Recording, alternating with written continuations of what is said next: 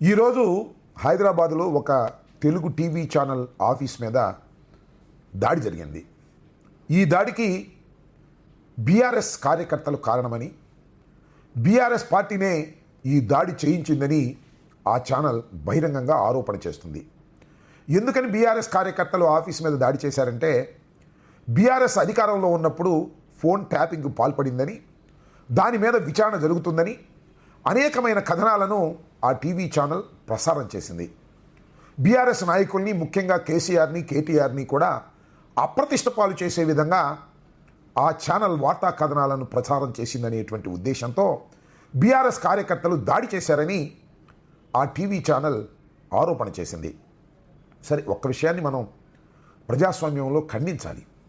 అది ఏ ఛానల్ అయినా, అది ఎల్లో ఛానల్ అయినా, పచ్చి అబద్ధాలు చెప్పే ఛానల్ అయినా, ఆ ఛానల్ మీద, ఆఫీస్ మీద, పత్రిక మీద దాడి జరిగినప్పుడు అందరూ ఖండించవలసినటువంటి అవసరం ఉన్నమాట వాస్తవం. అయితే ఇవాళ రాష్ట్రంలో ఏం జరుగుతుంది? ముఖ్యంగా ఇవాళ ఆ గొంతు చించుకొని అరుస్తున్నాడు దానిలో ఒక యాంకర్ గారు. మీడియా ఐక్యత వర్ధిల్లాలి, ప్రజాస్వామ్యం వర్ధిల్లాలి, ఏమిటి అన్యాయం, ఏమిటి అక్రమం అని పెద్దగా అరుస్తున్నాడు.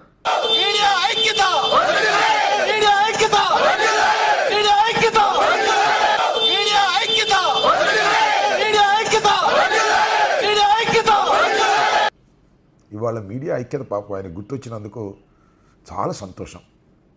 తన మీడియా మీద, తన ఆఫీస్ మీద దాడి జరిగినప్పుడు మాత్రమే ప్రజాస్వామ్యం గుర్తొస్తే ఎలాగు సార్? లేదు, మీడియా ఐక్యత అప్పుడు మాత్రమే గుర్తొస్తే ఎలాగండి? ఇది ధర్మమేనా? మీరేమో ఇష్టం వచ్చినట్టుగా వార్తలు చెప్పవచ్చు, చెప్పే హక్కు మీకుంది ప్రజాస్వామ్యంలో. మరి ఇతర పత్రికలకు కూడా ఉంటుంది కదా, ఇతర ఛానల్స్ కూడా ఉంటుంది కదా, సాక్షి ఛానల్స్ కూడా ఉంటుంది కదా.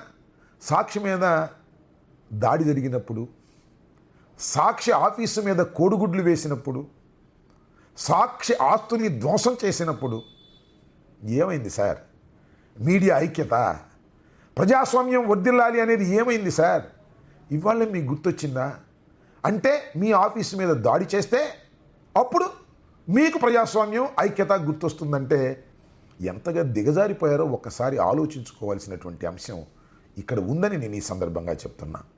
దానికి చంద్రబాబు నాయుడు గారు, పవన్ కళ్యాణ్ గారు కూడా ఖండించేటటువంటి ప్రయత్నం చేస్తున్నారు. మంచిదే, ఖండించండి. ఆ పత్రికలు, ఆ ఛానల్స్ మీద జరిగినప్పుడే దాడిని మీరు ఖండిస్తే, కడమా పత్రికలు, కడమా ఛానల్స్ మీద మీరే ప్రోత్సహించి పంపిస్తున్నారు కదా, దాన్ని ఏమనాలి అంటున్నా. కాబట్టి ఎప్పుడైనా సరే మనం చేసేటటువంటి తప్పులు మనకే చుట్టుకుంటాయనే విషయాన్ని మీరు గ్రహించటంలో ఎందుకు విఫలమవుతున్నారో నాకు అర్థం కావటం లేదు. చాలా దుర్మార్గమైనటువంటి మీడియా ఇవాళ ఆంధ్ర రాష్ట్రంలో, తెలుగు రాష్ట్రాల్లో ఉంది. ఎవరి ఛానల్ వాళ్ళదే, ఎవరి వార్తలు వాళ్ళే. అసలు బీఆర్ఎస్ ఫోన్ ట్యాపింగ్ చేసిందో లేదో ఎంక్వైరీ జరుగుతుంది. చేశారా లేదా నిర్ణయించవలసింది విచారణ అధికారులు తప్ప ఈ మీడియా ఛానల్స్ కాదు. మీడియా ఛానల్స్ అసలు ట్యాప్ చేసేసినట్టే, వినేసినట్టే ఇవన్నీ చెప్పేస్తున్నారే. ఇది ధర్మమేనా? జరిగితే జరిగి ఉండవచ్చు, జరగకపోయి ఉండవచ్చు. విచారణ జరుగుతున్నప్పుడు ట్రైన్లు కూడా మీరే నిర్వహిస్తే ఎలాగ సార్? అలా నిర్వహించినప్పుడే ఇలాంటి ప్రాబ్లమ్స్ వస్తాయనే విషయాన్ని గమనించాలి.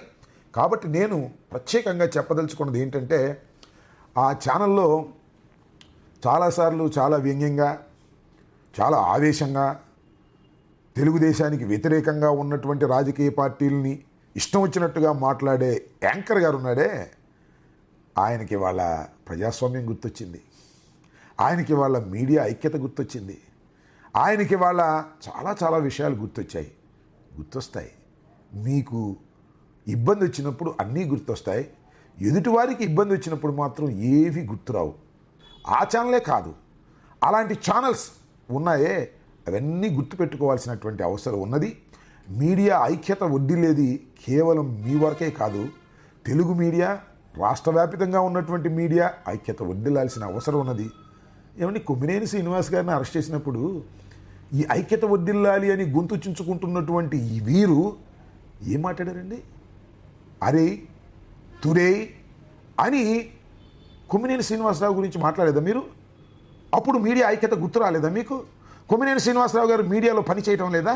కొమ్మినేని శ్రీనివాసరావు గారు పత్రికలకు సంబంధించిన వ్యక్తి కాదా? ఆయన ఏమైనా వెలేశారా? ఏమిటి అన్యాయం? కాబట్టి ఎదుటివాడికి ముప్పు వచ్చిందని మీరు సంతోషపడితే మీకు కూడా ఎప్పుడొకసారి ముప్పు వస్తుంది అనే విషయాన్ని మరిచిపోయి ప్రవర్తించడం సరైనటువంటి విధానం కాదని, ఎస్, మీడియా ఐక్యత వర్ధిల్లాలని, మీడియా అందరూ కలిసి ఇలాంటి దాడుల్ని ఖండించేటటువంటి ప్రయత్నం చేయాలని ప్రజాస్వామ్యంలో అందరూ కోరుకుంటాం తప్ప, సాక్షి మీద జరిగితేనేమో మంచిది, మా మీద జరిగితేనేమో ఐక్యత వర్ధిల్లాలి అనేటువంటి ఒక చౌకబారు మాటలు మాట్లాడేటటువంటి వ్యక్తులు మనసు మార్చుకోవాలని, సక్రమంగా వ్యవహరించాలని ఈ సందర్భంలో నేను చెప్పదలుచుకున్నాను.